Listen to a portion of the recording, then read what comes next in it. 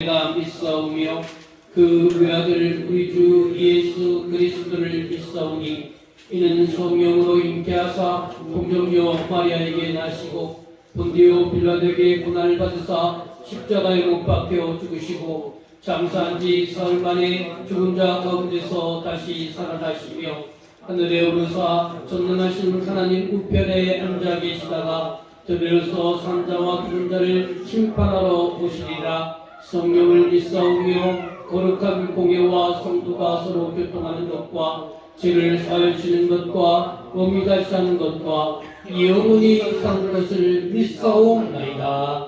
아멘.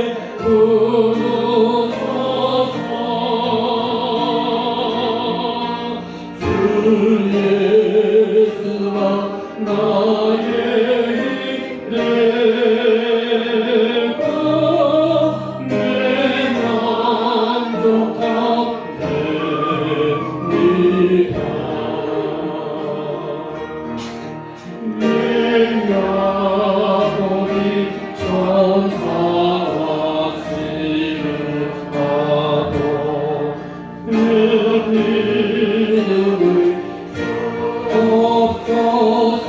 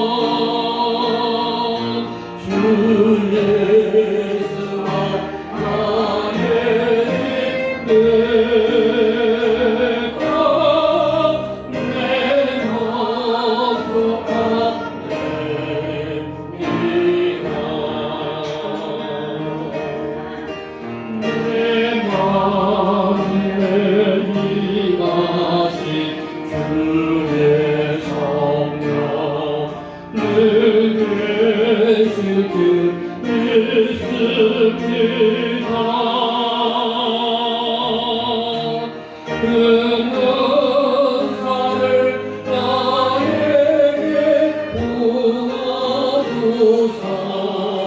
주 성리를 하옵소서. 주 예수여 충만한 은혜 내 영혼에 누르소서. 주 예수가 나의 기대가 내 만족하옵니다.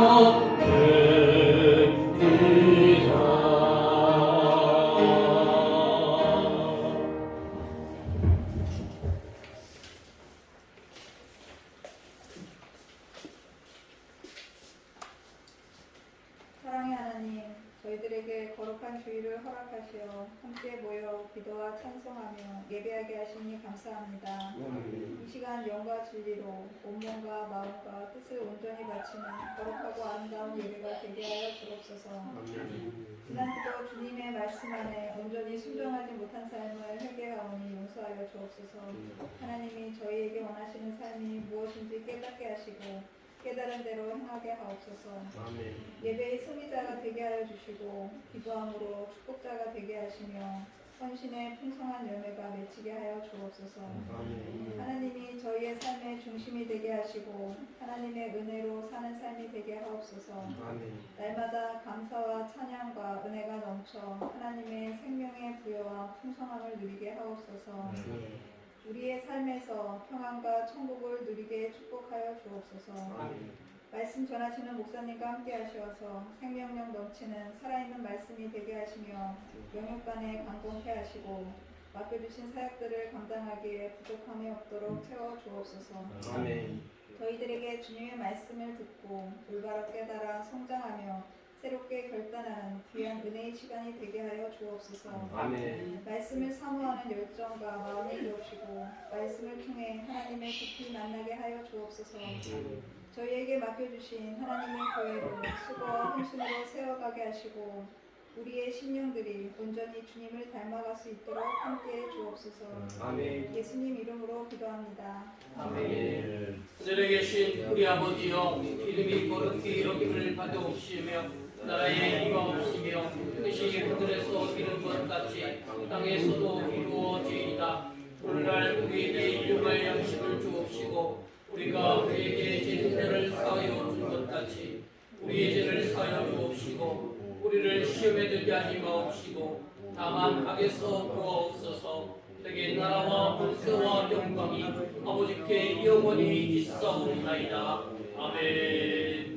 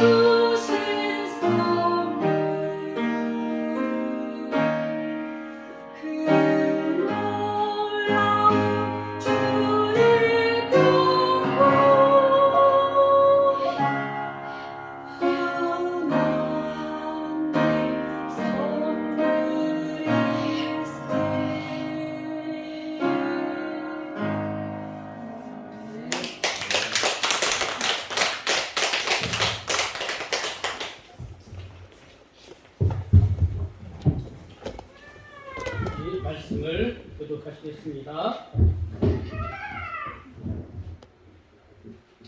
야곱이 눈을 들어보니 에서가 400명의 장정을 거느리고 오고 있는지라 그의 자식들을 나누어 레아와 라헬과 두 여종에게 맡기고 여종과 내 자식들은 앞에 두고 레아와 내 자식들은 다음에 두고 라헬과 요셉은 뒤에 두고 자기는 그들 앞에서 나아가되 몸을 7번 땅에 굽히며 그의 형 에서에게 가까이 가니 에서가 내려와서 물러나게 앉고 목을 맞춰 이와 입맞추고 서로 이웃이라. 아멘. 우리 함께 인사 나누겠습니다. 샬롬. 우리 본문의 오늘은 33장 전체가 본문이라고 볼 수가 있어요. 근데 전체를 다 읽으면 우리가 시간이 많이 가고 그래서 그냥 앞에 절만 딱 잘랐습니다. 오늘 본문의 내용에 보면요, 야곱이 드디어 형을 만나고 나서 형에게 인사하는 게 있어요. 형이 어떻게 하냐니까 형님을 보니 하나님을 보는 것 같습니다. 이렇게 말하는 장면이 나와요. 이 장면을 우리 함께 인사하겠습니다.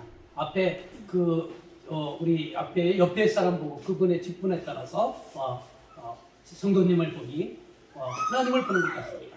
이렇게 한번 인사해 볼까요? 자, 시작. 성도님을 보니 하나님을 보는 것 같습니다. 자, 이어서 성도님의 미소 짓는 얼굴을 보니 하나님을 보는 것 같습니다. 해봅시다. 시작. 성도님의 미소 짓는 모습을 보니 하나님을 보는 것 같습니다. 이렇게 이 시간이 인사 나누는 시간들이 우리에게 참 행복한 것 같아요. 인사 나눌 때 보니까 다 찡그리고 인사하시는 분이 한 분도 안 계셔요. 다 웃으면서 그 웃음이 정말 상대방을 친절하게 대하는 만나서 기뻐서 웃는 미소도 있고 쑥스러워서 하는 미소도 있지만 전체적으로 전자라고 봅니다. 우리 하나님의 사람들을 우리가 예수님을 우리 믿고 하나님 우리 자녀가 되었잖아요. 여러분 늘 생각하세요. 여러분들 내가 왜 하나님을 믿는지, 왜 내가 주일날 교회에 오는지 이 물음을 항상 가지십시오. 우리 일상을 보면 똑같이 반복되잖아요. 부자든 가난한 자든 그들의 환경 속에서 아침에 일어나서 그 저녁 잘 때까지 패턴이 똑같아요. 삶의 환경이. 근데 하나님께서 그런 환경 속에 저와 여러분을 예수님 믿게 하시고 하나님 자녀 되게 하셨어요. 왜 그랬을까요? 여러분들이 이 땅에 하나님을 대신하는 사람들이에요. 그죠? 그러니까 하나님을 대신하는 여러분들이 자꾸 사람들에게 거부 반응을 일으키는 그런 사람이 아니라 사람들에게 필요한 사람, 그들에게 친절을 베풀고 사랑을 베풀고 또 그들의 필요를 또 제공해 주는 거예요. 여러분들 어떻게 다른 표현을 하자면 우리 기독교인들은요 서비스업에 종사하는 사람들이에요. 서비스업이 뭡니까? 상대방 고객의 편의를 위해서 최대한 자신을 낮추고 배려해주고 그들의 시선에서 그들의 입장에서 그들이 친절하게 편하게 거할 수 있도록 베푸는 것이 서비스업이잖아요. 우리 하나님 믿는 사람 똑같아요. 여러분들이 그러기 위해서 우리가 오늘 이 창세기 말씀을 우리가 쭉 배우고 있잖아요. 이 말씀을 지금 제가 다른 거로 표현했을 때 지금 한 말씀 그거 똑같은 거예요. 우리가 여러분 우리 창세기 하나님께서 세상을 창조했는데 아담의 범죄로 타락했잖아요. 모든 것들이 뒤틀리고 왜곡됐잖아요. 그래서 하나님께서는 다시 한번 이 땅을 회복시키고자 하기 위해서 우리를 택하신 거예요. 그게 무슨 역사로 따지면 그게 무슨 사라고요? 구속사. 구속사의 주역은 누굽니까? 여러분 나라고 합시다. 자, 구속사의 주역은 누굽니까? 여러분이 우리 기독교인 하나님 믿는 사람 저와 여러분이에요. 그런 사명 가진 사람이 이 땅의 삶 속에서 가정에서 맨날 부부싸움하고 찡그리고 지적하고 비판하고 그러면 하나님 나라가 이루어집니까? 안 이루어집니까? 안 이루어지잖아요. 세상에서 우리 교회적으로도 지금 조금 어려운 환경 속에 있는데 그런 환경일수록 여러분 찡그리지 마시고 인상 쓰지 마시고 누구 탓하지 마시고 내가 할 수 있는 부분에서 최선의 서비스 친절 베풀고 이루하고 격려하는 저와 여러분 되시길 바랍니다. 그래서 하나님 나라가 멀리 있는 게 아니에요. 가깝게 여러분 앞에 있어요. 여러분 가정에 있어요. 여러분의 배우자를 여러분이 어떻게 대하느냐에 따라서 하나님 나라가 달라지는 거예요. 여러분의 자녀들 자기 주장 내세우고 부모의 말 듣지 않고 살아가는 그 자녀들. 그래서 부모와 자녀가 늘 갈등을 일으키잖아요. 그래도 그 가운데서도 참고 인내하시고 또 사랑을 베푸시고 또 서비스를 해주세요. 그래야 부모와 자녀 간의 하나님 나라가 이루어지는 거예요. 그죠? 이 교회 안에서도 마찬가지예요. 교회 안에서도 여러분들 다 쉽고 편하고 그런 거 다 추구하는 게 인간 본능 아니겠습니까? 그러나 누구나 다 쉽고 편한 것만 추구하면 여러분 교회는 어떻게 됩니까? 세상은 어떻게 됩니까? 여러분 가정은 어떻게 됩니까? 때로는요 가정을 유지하기 위해서 교회를 유지하기 위해서 세상을 유지하기 위해서 누군가 보이지 않는 헌신과 희생이 있다는 사실, 봉사가 있다는 사실을 기억하시기 바랍니다. 그러니까 여러분들이 어느 영역 속에서 특별히 지금 내 교회라는 입장에서 말씀드리면 여러분의 헌신과 희생과 봉사와 충성이 이 교회를 하나님의 교회로 만드는 것입니다. 여러분 우리 기독교는 그렇게 살아가는 거예요. 불행하게도 우리는 이 땅에서 영원 무궁토로 살 수가 없어요. 그죠? 우리는 반드시 끝을 향해서 가고 있는 겁니다. 그러면 여러분 무엇을 위해서 사십니까? 무엇을 위해서 하나님을 믿고 섬기십니까? 네? 분명한 생각을 가지고 그냥 습관적으로 반복적으로 이 신앙생활 하지 마시고 그걸 종교라고 합니다. 종교는 생명력이 없다고 해요. 여러분 우리가 똑같은 패턴의 주일날 이 예배당에 와서 예배를 드리고 하나님 믿고 예배하지만 여러분 생각을 가지고 살아있는 그런 예배를 드리시기를 주님의 이름으로 부탁을 드리겠습니다. 자, 그래서 여러분 구속사의 주역으로 여러분을 택하셨어요. 근데 부름받은 내가 온전치 못해. 여러분 스스로를 다 생각해 보세요. 다 목사 저를 비롯해서 우리 각자 자신을 생각해 보세요. 우리가 완벽합니까? 옆 사람이 자꾸 나를 거슬리게 하면 화 안 냅니까? 다 화내고 막 짜증내고 또 싸우고 그러잖아요. 다 우리가 다 불완전한 사람이에요. 근데 하나님 참 어리석으신지 몰라도 그런 우리들을 택하셨어요. 그래서 이 땅에 그런 우리들이 이 땅에 하나님 나라를 회복하라고 또 사명 주셨어요. 그럼 어떻게 됩니까? 찢기고 모나고 흠있고 그런 상태로 우리가 하나님 나라를 절대로 세울 수가 없어야 우리가 변화되어야 되는 거예요. 우리가 성장해야 되는 거예요. 비록 내가 이 땅에 태어나서 정말 부족한 가정 환경에서 자라서 나의 성격과 나의 모든 기질들이 모나고 거칠어요. 근데 하나님이 그런 나를 택하셨어. 그럼 어떻게 됩니까? 그런 나가 비록 모나고 거칠지만 말씀에 입각해서 또 하나님을 사랑하는 그 신앙에 입각해서 거칠고 모난 것들이 점점점 다듬어지고 그래서 온화해지고 또 사랑이 충만해지고 사람이 또 부드러워져서 그런 마음으로요 사람들을 섬길 때 그곳에서 하나님 나라가 이루어지는 거예요. 그래서 반드시 우리가 하나님을 믿고 하나님께 부름받았고 하나님 나라를 회복하는 하나님 나라의 대행자의 사명을 받은 우리들에게 고난은요 필수 코스. 여러분 그래서 고난은 힘들지만 그 고난을 통하여 나를 다듬어 가시고 나를 성숙해 하시는 하나님의 의도가 있음을 기억하고요. 고난에 맞서는 여러분들 힘들죠.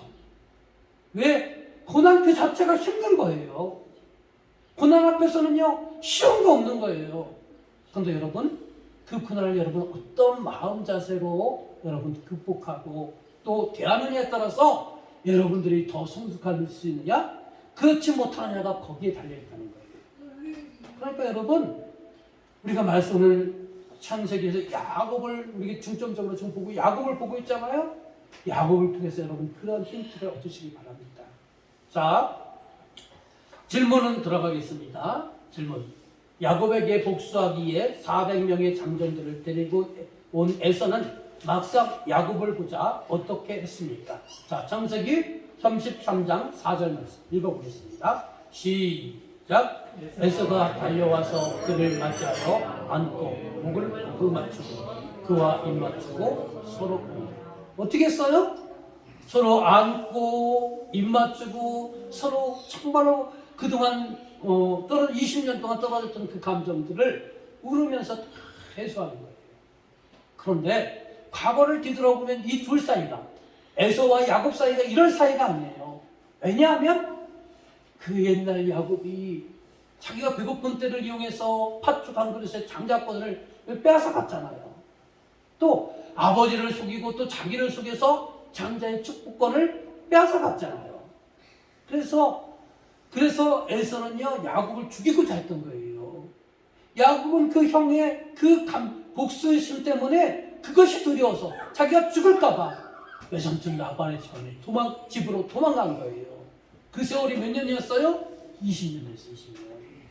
그리고 또 때가 되어 자기가 고향 생각이 나서 고향으로 돌아오는데 야곱에게 해결되지 않은 문제가 있잖아요. 그죠? 형과의 관계. 형이 나를 죽이려고 하는 그 관계.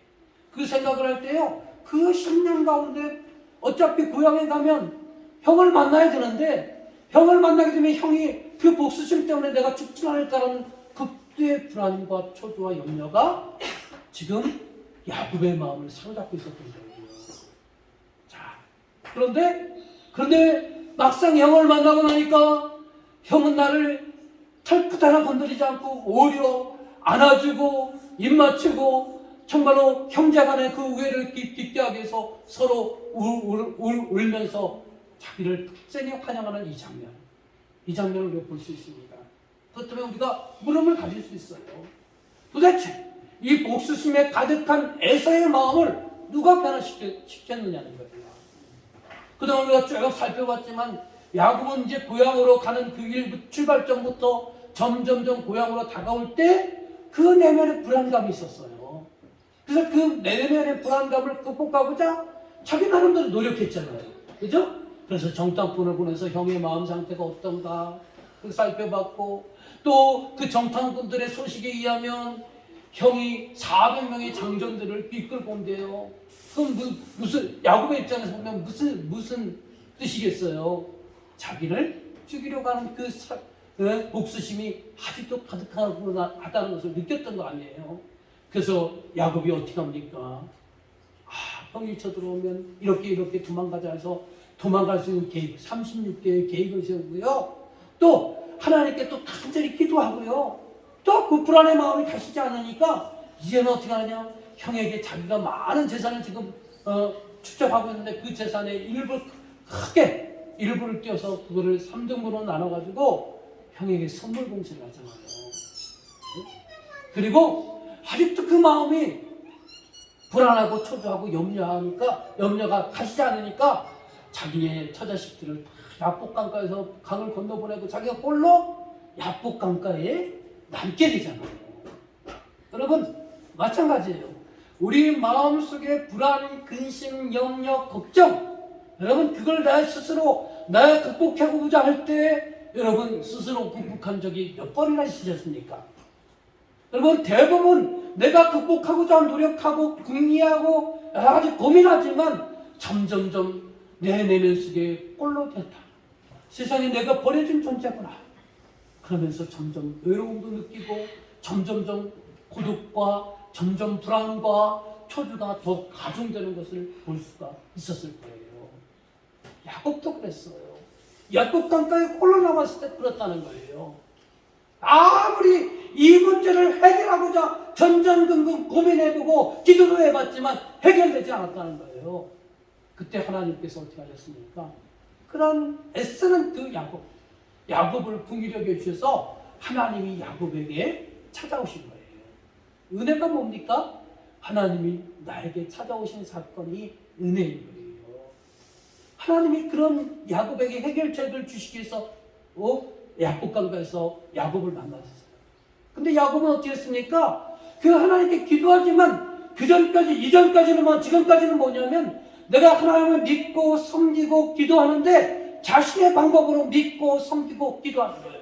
하나님, 내가 형 때문에 지금 여러 가지 또 사절단도 보내고 선물 공세도 하고 도망갈 계획도 세웠는데 하나님 뭘 했으면 좋겠습니까? 다시 선물을 더 많이 보낼까요? 여전히 자기 방법으로 하나님께 열심히 씨름했다는 거예요. 그때 하나님께서는 야곱의 그 안타까운 모습을 보시고 야곱이 힘쓰고 애쓰지만 안 되니까 어떻게 합니까? 야곱의 환도뼈, 오늘날로 말하면 야곱의 고관절뼈를 부러뜨렸다는 거예요. 그래서 영적 의미가 뭐라고 그랬어요? 지난주에 이 고관절은 우리 하체 부분을 지탱하고 있는 힘줄이기 때문에 중요한 부분이기 때문에 이 고관절의 의미는 자신이 쥐고 있는 것, 자신이 붙잡고 있는 것, 그런 의미를 갖고 있다고 했어요. 야, 지금 너 형 때문에 두렵고 불안하고 초조하지? 그래서 네 방법 다 동원해봤지? 안 되잖아.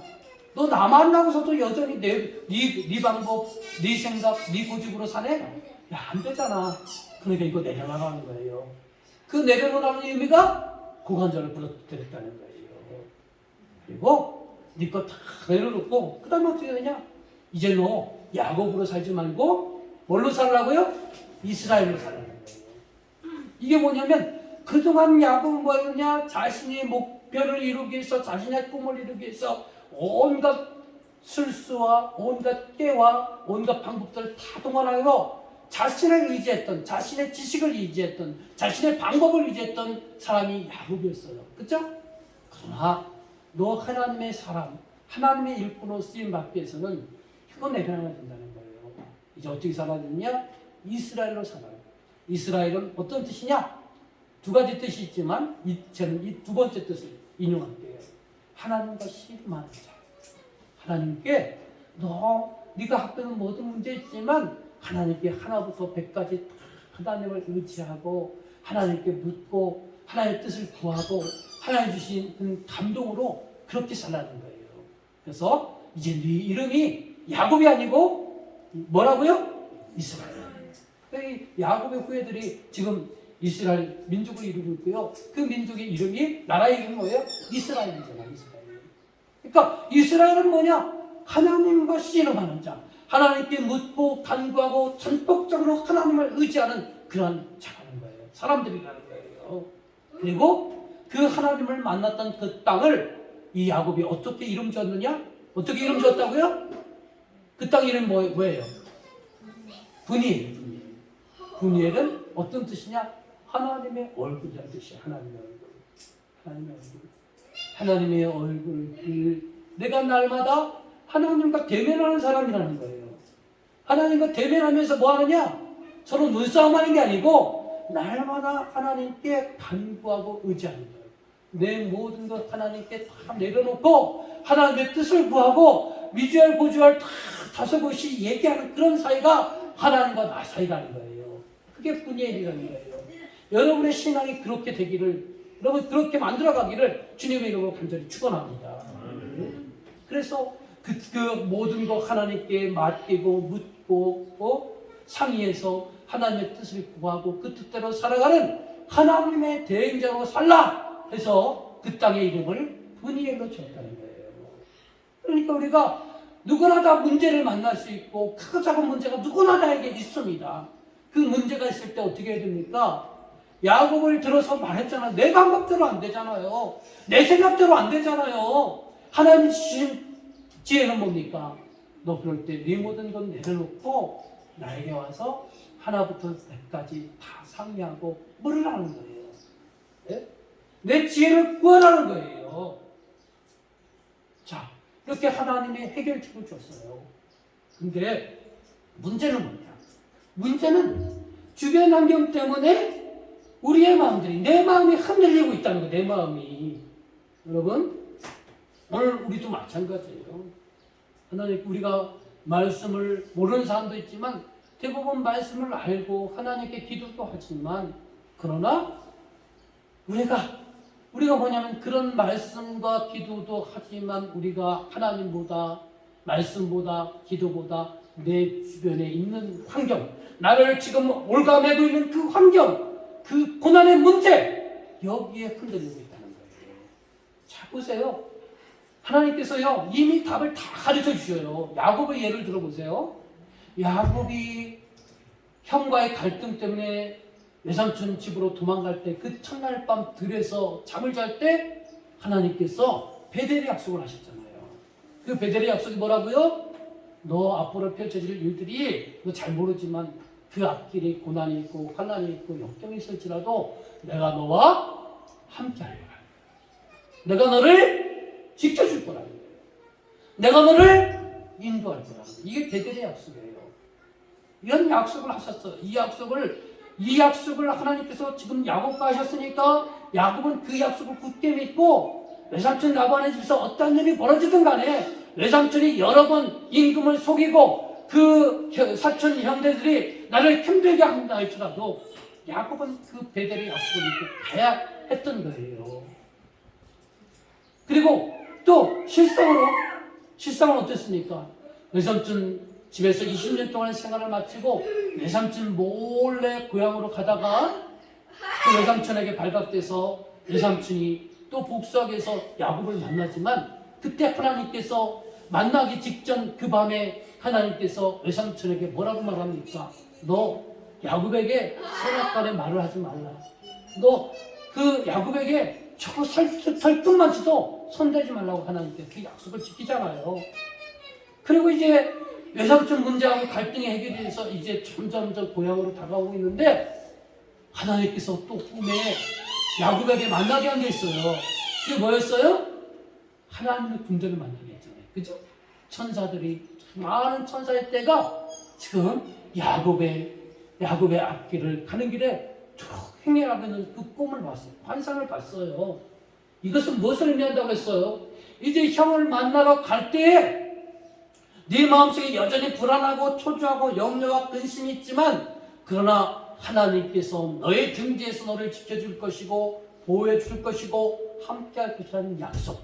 이 약속이 하나님의 군대를 만난 그 환상의 뜻이라는 거예요. 그랬으면 야곱은요 그 두 번씩이나 나타난 하나님의 그 약속을 굳게 믿고 비록 형의 그 복수심이 아직도 사그라지지 않았다 할지라도 아직 지금 나를 죽이기 위해서 400명의 장병들을 이끌고 온다 할지라도 그 400명보다 더 강한 하나님을 내가 믿고 의지하겠다는 마음으로 그 불안한 마음을 달래고 갔어야 되는 거예요. 그렇죠? 그렇기 때문에 우리 여러분 야곱이나 오늘 하나님을 믿는 저와 여러분 어떤 사람들이냐? 우리의 기본은 승리밖에 없는 거예요. 네? 우리 성도의 앞길에는요 여러분 앞길에는 승리밖에 없음을 여러분 믿으시길 바랍니다. 네? 그런데 하나님이 굳건한 약속 그리고 우리에게 승리를 보장해 줬지만 그 하나님의 굳건한 약속과 승리에 대한 확신을 무너뜨리는 게 있어요. 그게 뭔 줄 아십니까? 내 마음이라는 거예요. 그리고 주변의 환경이라는 거예요. 주변의 사소한 환경 때문에 우리의 마음이 흔들어지고요. 내가 하나님을 굳건히 믿었던 믿음도 흔들린다는 거예요. 여러분 마찬가지로 에서의 여러분 보십시오. 베드로를 보십시오. 주님과 주님의 제자들이 한 집회를 마치고요. 주님은 홀로 기도하러 가시고 제자들은 그 갈릴리 강가에 배를 타고 갔어요. 갈 때 그들이 배를 타고 가는 어느 지점에 이르렀을 때 큰 풍랑이 일었어요. 그러니까 그 제자들이 점점 불안해하죠. 그런 모습을 보시고 주님이 그 물결을 걸어서 주님의 제자들이 배를 타고 있는 그곳까지 왔어요. 그것을 본 베드로가 주님이 맞으시다면 저를 명하셔서 저도 주님처럼 물 위를 걷게 해주십시오. 그렇게 부탁을 합니다. 그때 주님께서 베드로의 부탁을 들어줘서 베드로가 물 위를 걸었다는 거예요. 그런데 베드로가 그 물 위를 걷는 그 주변에 큰 바람이 일어나니까 베드로가 어떻게 했어요? 그 바람 때문에 그만 마음이 흔들려서 물 위에서 빠졌다는 것이죠. 여러분 그 물 위를 걷던 베드로를 보세요. 주님의 능력이 임하고 주님이 우리에게 능력 주시면 우리는 모든 걸 가능한 수 있고 우리는 승리의 삶을 살 수 있어요. 근데 문제가 뭐냐? 내 주변의 사소한 환경에 우리가 한눈 팔고 거기에 우리의 마음을 둘 때 우리는요 불안해지고 초조해지고 염려와 근심과 걱정에 빠져들 수밖에 없다는 거예요. 여러분 야곱도 마찬가지예요. 이미 하나님께서 2번의 환상을 보여줬어요. 특별히 형을 만나러 갈 때는 하나님의 군대, 하나님의 많은 천사들을 꿈으로 보게 해주셔서 이 천사들이 너와 함께하고 너를 든든히 호위하고 있으니까 너 형이 400명을 데려온다 할지라도 두려워하지 말라, 불안해하지 말라 하는 그런 하나님의 약속이 있는 거예요. 근데 그 하나님의 약속보다는 400명의 장정들이 더 마음에 들었고요. 형의 복수심 가득한 그 마음이 그 야곱의 마음을 짓눌렀기 때문에 그 마음속에 불안과 초조와 염려가 깊게 빠지게 되었다는 것이에요. 여러분 우리 성도도 마찬가지예요. 여러분 이 야곱의 얘기를 그냥 야곱의 얘기로 끝나면 안 되는 거예요. 베델의 언약 또 하나님의 군대를 만나게 하셨던 하나님께서 오늘 나에게도 그런 약속을 하고 있다고 여러분 믿으시길 바랍니다. 하나님이 나와 함께 하시면 여러분 믿으시길 바랍니다. 어떤 고난과 환경이 있을지라도 하나님이 나를 지켜주시면 여러분 믿으시길 바랍니다. 어떤 환경이 있을지라도 역경이 있을지라도 하나님께서 나를 인도하실 것을 믿으시길 바랍니다. 그 믿음을 가져야 돼요. 그런데 우리가 그 믿음 갖고 있다 할지라도 우리는요 이 베드로처럼 야곱처럼 주변의 사소한 환경이 우리를 자극할 때요 그만 그 환경에 한눈이 팔리고 그 환경에 마음을 줘서 여전히 불안해하고 초조하고 염려 가운데 빠진다는 거예요. 또 우리가 살아가다 보면 불가항력적인 것들이 있어요. 불가항력적인 것. 여러분 불가항력적인 것이 어떤 겁니까? 목사로서 제일 힘들어하는 부분들이 어떤 부분이냐? 우리 성도들이 질병에 걸려서 아파할 때 그때 힘들어요. 그리고 또 우리 성도들이나 그 성도들의 식구들이 죽음에 임박해 죽음을 직면할 때 정말 목사는 정말 힘들어요. 그 죽음 앞에서 목사가 할 수 있는 것 기도하는 것밖에 없지만 그 죽음을 생명으로 바꾸시는 능력이 목사에게는 없어요. 그렇기 때문에 참 목사의 자괴감을 스스로 느낄 때가 그때가 제일 많은 거예요. 그런 불가항력적인 앞에서 우리는 또 여러분의 삶 속에서 보면 내가 노력해도 안 되는 아무리 노력해도 안 되는 그런 상황들이 있을 때 그럴 때 우리는 정말로 힘겹습니다. 그죠? 그러나 그때 우리가 하나님 내가 너와 함께 할 것이고 너를 지켜줄 것이고 너를 인도할 것이라는 이 말씀을 알고 내가 믿음에도 불구하고 이런 환경과 역경 앞에서 우리가 흔들릴 수밖에 없어요. 눈물 질 수밖에 없어요. 한숨 질 수밖에 없고 좌절할 수밖에 없어요. 왜? 여러분 우리는 믿음보다 우리는 믿음이 연약해서 믿음보다 수주변의 사소한 환경에 마음을 뺏기기 때문에 그렇다는 거예요. 그러나 우리가 그럴 때일수록 하나님 우리의 중심을 보시는 하나님을 바라봐야 한다는 거예요. 야곱도 자신의 형과 400명의 군사들 자신의 힘으로는 도저히 막을 수 없는 방법이 없지만 나와 베델의 약속을 하셨고 하나님의 군대의 환상을 보여줘서 나를 지켜주겠다고 하신 그 약속을 굳게 믿으면서 가야 되는 거예요. 태산과 같은 형 에서가 있을지라도 그 태사왕과 같은 형 복수심에 가득한 그 형의 마음을 누그러뜨릴 수 있는 분은 하나님이라는 그 믿음을 가지고 나가서야 하는 것입니다. 여러분 사람의 마음을 움직이는 것이 누구냐? 하나님이라는 사실을 믿으시길 바랍니다. 자, 여기 주보에 있는 거 한번 같이 읽어봅시다. 가운데 면 윗부분에 사람의 마음을 움직이는 것은 하나님이십니다. 자, 거기 사람의 마음. 자, 시작. 사람의 마음을 움직이는 것은 사람, 환경뿐이 아니라 하나님께서 적극적으로 개입하실 때 가능한 것입니다. 또 나의 마음을 바꿀 수 있는 분도 하나님이십니다. 마음을 주장하시는 분, 마음을 감찰하시는 분이 하나님입니다. 그 그 하나님의 능력을 덧입을 수 있는 힘이 필요해 있습니다. 여러분, 우리는 여러 가지 해봤잖아. 야곱의 예를 들어보세요. 야곱도 다양한 시도를 해봤잖아요. 안 됐잖아요. 그죠? 자기 노력할수록 더 힘들고 더 곤경에 빠지잖아요. 네? 그러나 나의 마음도 주장하는 것도 하나님이시고 지금 복수심에 가득했던 에서의 마음을 움직이는 것도 하나님이라는 사실을 우리는 믿어야 되는 거예요. 야곱도 믿어야 되는 거예요. 또 여러분 삶에 적용하면 여러분 지금 여러분의 환경 때문에 답답해하고 힘들어하시고 어려워하시잖아요. 그죠?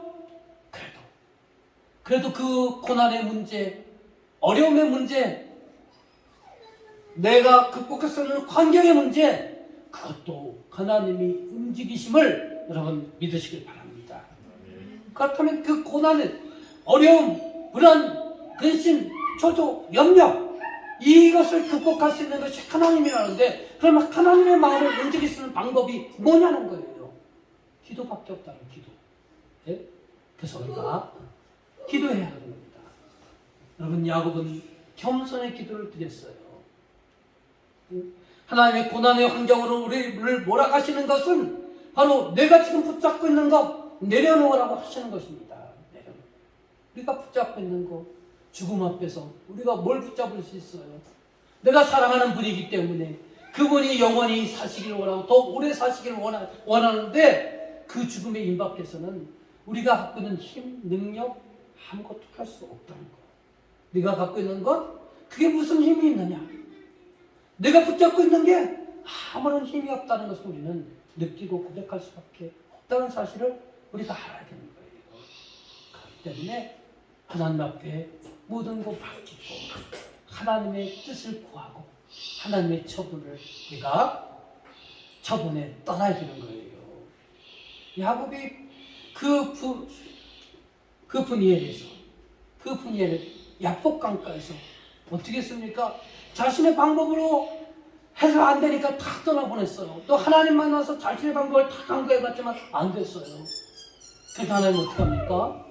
그 반도표 고관절을 치시고 나서 깨닫게 하신 게 뭡니까? 네가 붙들고 있는 거 다 내려놓으라는 거예요. 그리고 겸손히 하나님의 뜻을 구하고 겸손히 하나님을 의지하고 그분이 나의 삶을 주장하고 이끌어 가시기를 간절히 기도하는 것. 내 것 내려놓고 하나님의 뜻을 구하고 하나님의 처분에 맡기는 이 겸손의 기도를 여러분 들으시길 바랍니다. 그리고 또 뭐냐? 간절하고 끈질긴 기도를 해야 된다는 거예요. 얼마나 간절히고 끈질긴 기도. 야복강가에서 야곱이 했던 기도. 야곱은 그렇게 기도했을 거예요. 하나님 도와주세요. 지금 하나님이 날 도와주시지 않으면 내가 외삼촌의 집에서 20년 동안 이 별 방법 다 동원해서 20년 동안 모았던 이 재산 다 날아갑니다. 그 20년 동안 여러 아내를 얻었고 여러 자식들을 얻었는데 하나님을 도와주시지 않으면 이 처자식들 다 날아갑니다. 하나님 도와주세요. 이런 간절한 기도. 그리고 또 당신이 내게 축복하지 않으면 내가 절대로 가지 않겠습니다. 이 손 놓지 않겠습니다. 라는 끈질긴 기도. 이런 기도를 여러분들이 드려야 된다는 거예요. 여러분이 아직도 간절한 기도, 끈질긴 기도를 하지 않는다는 것은 뭐냐? 여러분 삶이 평안하다는 거예요. 그런데 내 삶 속에 문제가 있고 어려움이 있고 환난이 있는데 끈질기고 간절한 기도를 드리지 않는다는 건 뭐냐?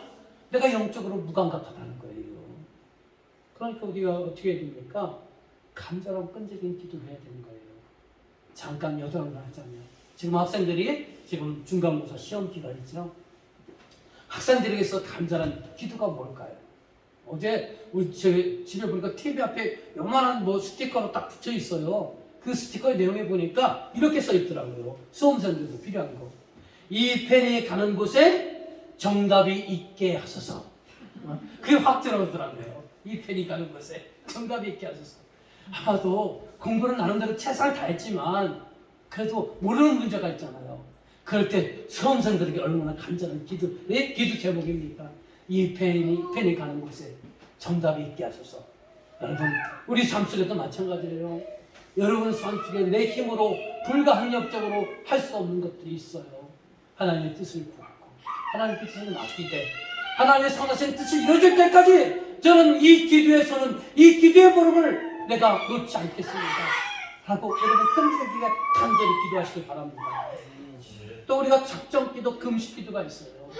작정기도 금식기도는 왜 해야 되느냐? 다 내가 절박한 상황이기 때문에 구별된 공간과 구별된 시간이 필요하다는 거예요. 여러분 여기 빨간 글씨 한번 읽어봅시다. 빨간 글씨. 네? 하나님께서 문제를 주실 때는 자 시작. 하나님께서 문제를 주실 때는 긴장을 해야 한다. 낮아진 자세를 취해야 한다. 여러분 삶 속에 뭔가 뒤틀리고 왜곡되고 내 뜻대로 안 되고 부부간에 갈등이 생기고 부모와 자녀 간에 갈등이 생기고 여러분이 문제가 생길 때는 여러분 하나님의 사인인 거예요. 그것이 그럴 때 여러분 태평하게 어제나 오늘이나 변함없이 그렇게 생활하는 것 중요하지만 그때는 바짝 긴장하셔야 되는 거예요.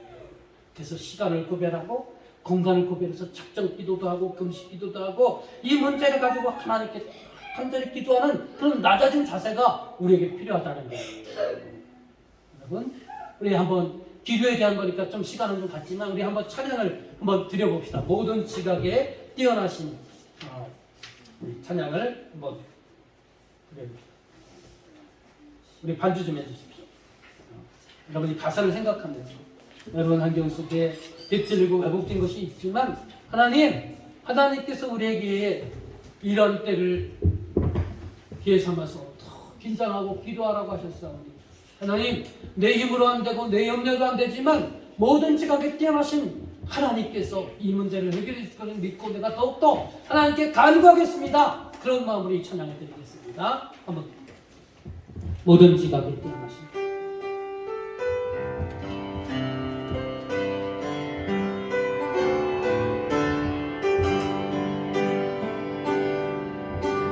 모든 지각에 뛰어나신 하나님의 평강이 예수 안에서 너의 마음과 너의 생각을 지키리 아무것도 너는 염려하지 말고 오직 기도와 간구로 하나님께 너의 구할 것을 감사함으로 가해라 모든 지각에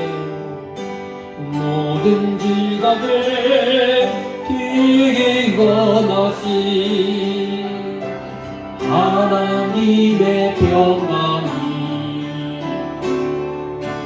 예수 안에서 너의 마음과 너의 생각을 지키리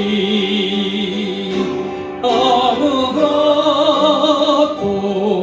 너는 염려하지 말고 오직 기도와 간구로 하나님께 너의 구할 것을 감사함으로 가래라 아무것도 너는 염려하지 말고 아무것도 너는 염려하지 말고 오직 기도와 간구로 하나님께 너의 구할 것을 감사함으로 가래라 우리가 하나님께 간절히 간구하고 기도하고 그 뜻을 구하고 그분께 순종할 때 하나님이 반드시 지금은 안 당하지만 그 문제의 해결의 끝을 보게 하실 것을 여러분 믿으시길 바랍니다. 그리고 또 여러분 이렇게 하나님께 이 분야에 대해서 간절한 기도와 자신을 내려놓고 하나님이 간절한 기도를 했을 때 이제 보세요. 자 하나님께서 만들어주신 용서와 화합의 모습들을 보십시오. 여러분 먼저 창세기 33장 3절의 말씀 보겠습니다. 창세기 33장 3절. 자 읽겠습니다. 시작. 자기는 그들 앞에서 나아가되 몸을 7번 그의 형 에색에 가까이 가니. 자 보세요.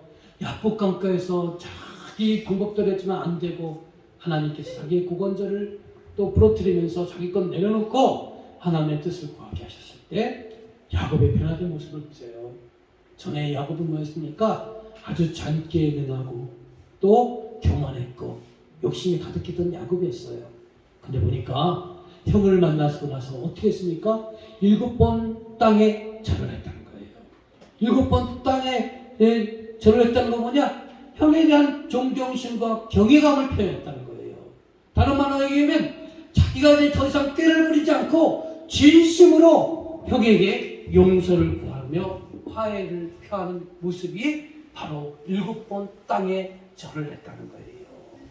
이렇게 야곱이요 달라졌어요. 야곱이 이렇게 겸손해졌어요. 자, 다음 말씀 볼까요? 창세기 33장 10절 중간부터 볼게요. 자, 시작. 내가 형님의 눈앞에서 은혜를 입었사오니 청하건대 내 손에서 이 예물을 받았소서. 그리고요 그 자기의 재산의 큰 부분을 떼서 형에게 그 예물을 바치는 거예요. 여러분, 야곱은 어떤 사람이었어요? 욕심이 가득했던 사람이었어요. 외삼촌 집에서 많은 부를 이뤘지만 그 부를 위해서 얼마나 야곱이 잔꾀를 많이 부렸습니까? 그런데도요 이제는 은혜에서 기도를 하고 난 이후에 그 하나님의 뜻을 구하고 하나님을 만나고 난 이후에 어떻게 했습니까? 그 예물, 전에는 아까워서 벌금을 떨었던 그 예물, 이제 재산 그걸 아낌없이 형에게 나눠주는 거예요. 그 옛날 형님 제가 욕심이 가득해서 형을 속였고 아버지를 속여서 이렇게 제가 장자권 축복을 얻었지만 이제 화해의 의미로 용서의 의미로 이 재산을 하나님 형님께 드립니다. 이 재산은 이제 저희 게 아니고 형님 것이라고 이렇게 재물도요 아낌없이 형에게 이렇게 바치잖아요. 또 자 보십시오. 여기서 예물을 받아준다는 건 뭐냐? 그 상대방이 받는 상대방이요 은혜를 베풀고 계속 도와주겠다, 용서해주겠다 그런 의미가 있는 거예요. 자, 야곱이 이렇게 분이엘에서 기도하고 나서 보세요. 에서의 마음이 어떻게 변했는지. 자, 33장 4절 보세요. 4절. 자, 시작. 에서가 달려와서 그를 맞아요 안고 목을 어루맞추고 그와 입맞추고 서로 우니라. 어떻게 했어요? 자, 동생이 온다는 소식을 들었을 때는 400명의 장전들을 이끌고 왔어요. 그건 뭐니 해도 형을 야곱을 죽이겠다고 하는 그 뜻이에요. 그런데 분이엘에서 기도를 통해서 또 하나님께서 이 에서의 마음을 만져주셔서 어떻게 했냐? 이제는 그 복수심을 다 내려놓고 어떻게 합니까? 동생을 진심으로 안고 입맞추고 서로 울면서 동생을 진심으로 용서하고 화해하는 이 장면을 볼 수가 있는 것이잖아요. 또 33장 여러분 11절 말씀 봅시다. 시작. 내가 형님께 드리는 예물을 받으소서 하고 그에게 강건하게 받았다. 예물을 받았다는 거예요.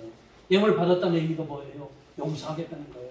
만약에 이 예물을 안 받는다, 끝까지 안 받았다, 그러면 뭐냐면 나 절대로 너 용서하지 못한다는 의미예요. 그런데 이제 20년간의 그 복수심 이제 다 용서하고 너와 화해하겠다는 거예요. 이건 뭡니까? 그동안 내 방법으로 화해하려고 했고 여러 가지 잔꾀를 부렸지만 안 됐어요. 분이엘에서 자기 것 내려놓고 하나님께 모든 거 맡기고 간절히 기도했던 그 결과들이 이렇게 형과의 화해를 이루게 했다는 거예요. 자, 이런 모습을 보면서 오늘날 우리들은 뭘 느껴야 되느냐? 여기 빨간 글씨 한번 읽어볼까요? 하나님께서 미숙한 우리를 택하셨어요. 자, 읽어봅시다. 시작. 하나님께서는 미숙한 우리들을 택하셔서 훈련시키고 성숙케 하셔서 이 땅에 평화의 일꾼이 되기를 원하십니다. 마치 욕심 많은 야곱을 연단시켜서 겸손의 사람으로 화해의 사람으로 만드신 모습과 같습니다. 이 모습인 거예요. 자 보세요. 아까도 구속사 얘기했잖아요. 흠 많고 모난 우리를 택하셨어요. 그래서 하나님께서 고난을 통해서 다루셔요. 거칠고 모난 것들을 점점 갈아엎게 하셔요. 우리를 성숙하게 하셔요. 그 목적이 뭡니까? 내가 거하는 그곳에 평화를 만드는 거예요. 내가 거하는 가정에서 배우자 간의 평화를 만드는 거예요. 누가? 하나님께 택함받고 구속사의 사명을 받고 하나님의 사신, 하나님의 대행자라는 사명을 받은 내가 부부간의 평화를 만들어가는 거예요. 부부와 자녀간에 내가 평화를 만들어가는 거예요. 네? 이게 바로 야곱에서 보여주는 구속사라는 겁니다. 자, 그런데 여러분 점진적 변화가 우리에게 있다는 거예요. 자, 창세기 33장 1절과 2절의 말씀 읽어봅시다. 자, 시작. 그의 자식들을 나누어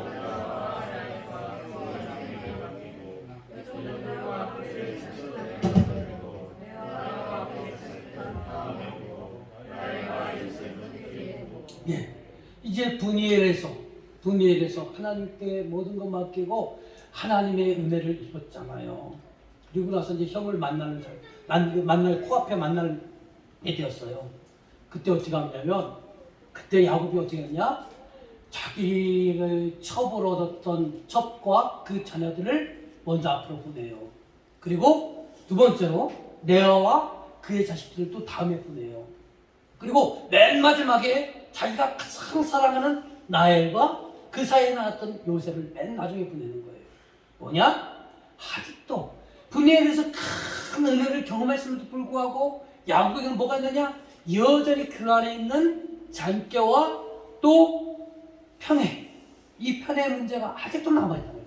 은혜 받았음에도 불구하고 여전히 그 안에 잔꾀가 남아있고 여전히 이 아내에 대해서, 자식에 대해서 편애하는 모습들이 여전히 남아있다는 거예요. 다음 말씀 봅시다. 창세기 33장 13절 14절. 자, 시작. 자식들은 연약하고 내게 있는 양떼와 소와 새끼를 데리고 있은지 하루만 지나치게 몰면 모든 때가 죽으리니 청하건대 내 주는 종보다 앞서 갔어. 이 얘기가 뭐냐? 형 에서 화해를 했어요. 그래서 형이 제안을 해요. 야, 이제 우리 함께 내가 있는 그 집으로 가자, 이렇게 제안을 했어요. 그때 야곱이 핑계대면서 안 가는 거예요. 저에게는 어린 자녀도 있고 또 새끼 달린 그 소와 양과 염소들이 있는데 그 비그들이 걸어가면 그 어린 자식들에게도 탈이 날 것 같고 그 짐승들에게도 탈이 날 것 같으니까 형님 먼저 가십시오. 제가 천천히 나중에 따라가겠습니다. 이렇게 둘러대는 거예요. 근데 그 내면에 뭐가 있느냐? 아직도 형에 대해서 두려워하고 있는 거예요. 두려운 마음이 아직도 있는 거예요. 그렇게 베델이 약속을 했고 하나님의 군대를 보여줬고 또 분이엘에서 극한 하나님의 경험을 받았음에도 불구하고 또 그런 하나님의 은혜 가운데 형과 화해했음에도 불구하고 여전히 형에 대한 두려움이 있기 때문에 여전히 잔꾀를 부리는 거예요. 어떻습니까? 야곱과 오늘날 우리들의 모습과 별반 다를 게 없지요? 그죠? 우리도 마찬가지예요. 우리도 목사님의 설교 말씀에 어느 때 은혜도 못 받을 때도 있지만 어느 때 은혜 받았잖아요. 부흥집회 가서 은혜 받잖아요. 기도하다가 내가 환상 보고 또 정말로 능력 받았을 때 은혜 받잖아요. 그러면 사람이 확 달라져서 그 다음부터는 완벽할 것 같잖아요. 그런데 은혜 받았음에도 불구하고 우리 안에는 여전히 자기 고집이 있고 가시가 있고 무능한 것들이 있다는 거예요. 그럼 어떻게 됩니까? 에이, 신앙생활 해봤더니 별거 없냐라고 포기하는 게 아니고요. 우리는요, 그렇게 거칠고 못하지만 한 사건, 은혜 받는 사건을 통해서 조금씩 변화가고 또 여전히 나에게 못 거칠고 못한 것이 있지만 또 은혜 받으면서 거칠고 못한 것들이 좀 변화되고 그러면서 점점점 우리의 믿음이 점점점 변화되고 성숙해 간다는 거예요. 그러니까 여러분, 급할 필요 없어요. 여러분, 내가 지금 믿음이 식어져서 정말 목사님 나 정말 교회 생활 안 하고 싶습니다라고 하고 싶지만 여러분 아니에요. 우리가 그럴 때도 있지만 그러나 여전히 하나님은 여러분을 사랑하고 계시고 여전히 하나님이 여러분을 향한 기대를 갖고 계시고 여전히 여러분들은 하나님 나라에서 여러분 믿음을 행진을 해야 될 것이라는 걸 여러분 믿으시고 내가 지금 상태가 은혜 받았지만 내가 한때는 은혜 받았지만 내 지금 모습이 너무나 형편없습니다. 그래서 하나님 나 신앙생활에 대해서 큰 회의를 느낍니다. 그럴 필요 없어요. 하나님 아셔요. 우리는 점진적으로 성장하고 변화되고 있다는 사실을 믿고 하나님을 간절히 의지하고 우리 나갑시다. 그리고 하나님 우리에게 바라는 그 구속사의 사명, 하나님을 대신하는 구속사의 정말 하나님의 대행자의 사명을 감당해 주시기를 주님의 이름으로 간절히 축원합니다.